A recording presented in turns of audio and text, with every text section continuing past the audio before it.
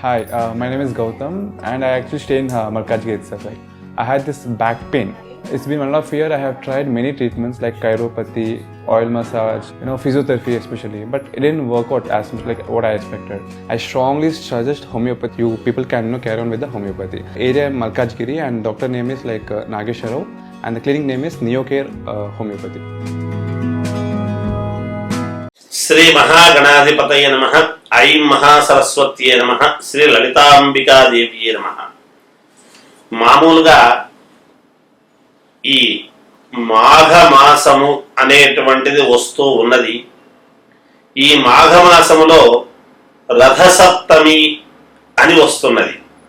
రథసప్తమి అనేటువంటిది సూర్య భగవానుడి యొక్క అనుగ్రహముతో మేలు జరగటానికి చాలా వరకు అందరికీ కూడా ఉపయోగపడేటువంటి పండుగ.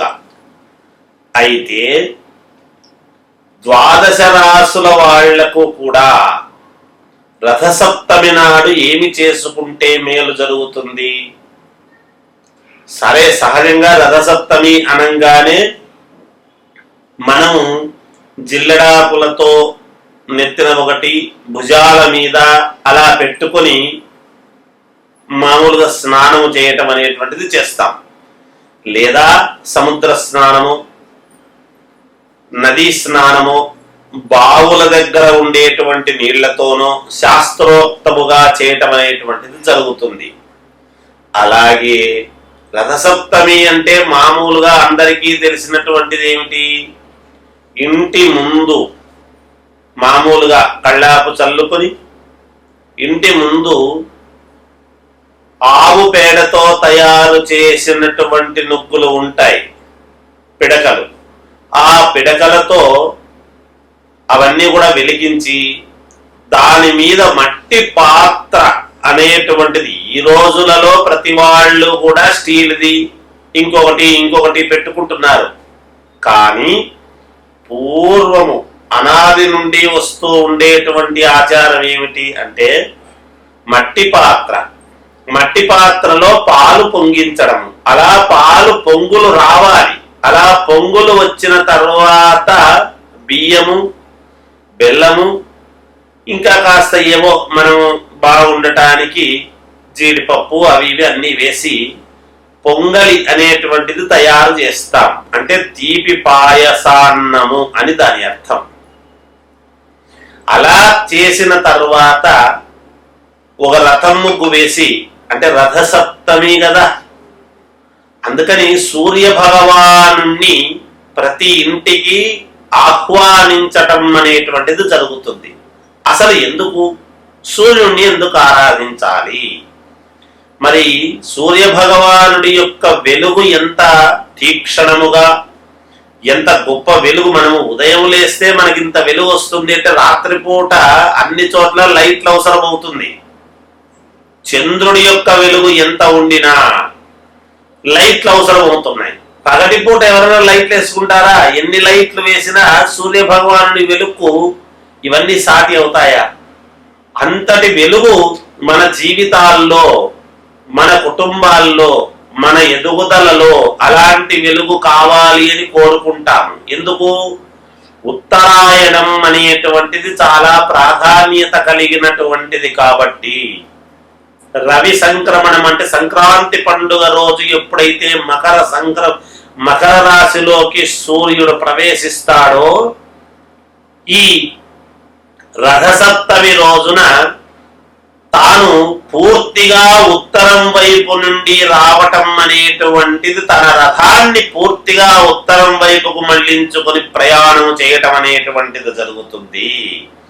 అంటే తన గమనాన్ని ఎప్పుడైతే పూర్తిగా మార్చుకుంటూ ఉన్నాడో, మరి 12 రాసుల వాళ్లకు కూడా సూర్య భగవానుడి యొక్క అనుగ్రహము ఎలా కలగాలి, ఏమి చేసుకుంటే పుణ్యం వస్తుంది? ప్రతి వాళ్లకు కూడా ఆరోగ్యము బాగలేకపోయినా, ఎప్పటి నుంచో అనారోగ్యాలు ఉండేటువంటి వాళ్ళకైనా, లేదా రాజకీయాలలో ఒక వెలుగు వెలగాలి అనుకునేటువంటి వాళ్ళకైనా, వ్యాపారం చేస్తూ ఒక వెలుగు వెలగాలి అనుకునేటువంటి వాళ్లకు, అలాగే ఉద్యోగము వస్తే ఒక జీవితానికి ఒక వెలుగు వచ్చినట్టు, వివాహము అయితే తన జీవితంలో ఒక వెలుగు వచ్చినట్టు, సంతానము కలిగితే ఒక స్త్రీకి ఆమె మనస్సులో ఒక వెలుగు వెలిగినట్టు, ఇవన్నీ కూడా వెలుగులే.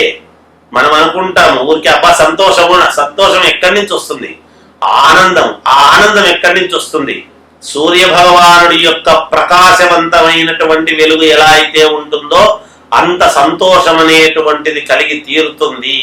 అందుకని ద్వాదశ రాశుల వాళ్ళకందరికీ కూడా ఏ రాశి వాళ్ళు ఏమేమి పాటిస్తే మీ యొక్క కోరికలు తప్పకుండా తీరతాయి అనటానికి సూర్య భగవానుడి యొక్క గమనం ఎప్పుడైతే మారుస్తున్నాడో మన జాతకాలలో మనకు కూడా ఒక గమనము మారుతుంది అనేటువంటిది మనం అర్థం చేసుకోవాలి. స్నానాలు చేస్తాము, సూర్యుడిని ఆరాధిస్తాము, మామూలుగా చేసుకుంటాము, బానే ఉంది. కానీ కొన్ని మనము పాటించుకున్న దాని వలన మన జీవితాల్లో కూడా ఒక మలుపు తిరగటానికి చాలా మేలు జరిగే అవకాశముగా ఉంటుంది అనేటువంటిది తెలియజేస్తున్నాను. చాలా మంది విదేశాలకు వెళ్ళాలనుకున్నా లేదా రియల్ ఎస్టేట్ వ్యాపారాలు చేసుకునేటువంటి వాళ్లకు కానీ, లేదా ఒక ఇల్లు కొనాలనుకున్నా, ఒక కారు కొనాలనుకున్నా, ఒక వివాహం చేసుకోవాలన్నా, ఒక ఉద్యోగం రావాలన్నా, ఆరోగ్యము బాగుండాలి అన్నా, ఎవరికైనా సరే ఎవరెవరికి ఏ రాశి వాళ్ళు ఏమేమి పరిహారాలు చేసుకుంటే మీకు పరిపూర్ణముగా మేలు కలుగుతుంది అనేటువంటి దాన్ని ఇప్పుడు నేను మీకు పరిపూర్ణంగా తెలియజేస్తాను. అవి పాటించండి. తప్పకుండా సూర్య భగవానుడి యొక్క అనుగ్రహము మీకు పరిపూర్ణముగా ఖచ్చితముగా మీకు కలుగుతుంది అనడానికి ఎంత మాత్రము సందేహము లేదు అనేటువంటిది తెలియజేస్తున్నాను. ప్రతి వాళ్ళు అనేక రకాల పూజలు చేసుకోలేరు. కానీ ఈ పరిహారాలు చాలా చిన్నవే. ఎవరు ఎక్కడ ఆందోళన చెందాల్సినంతటి పరిస్థితి ఏమీ లేదు.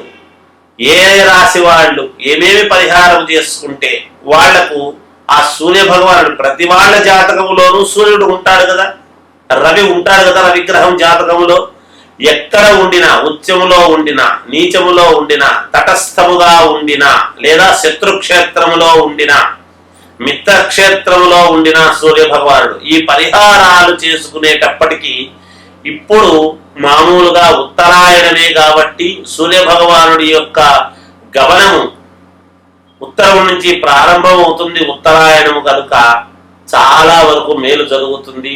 నేను చెప్పినవి పాటించండి, తప్పకుండా మీకు మేలు జరుగుతుందని తెలియజేస్తున్నాను. వృషభరాశి వాళ్ళు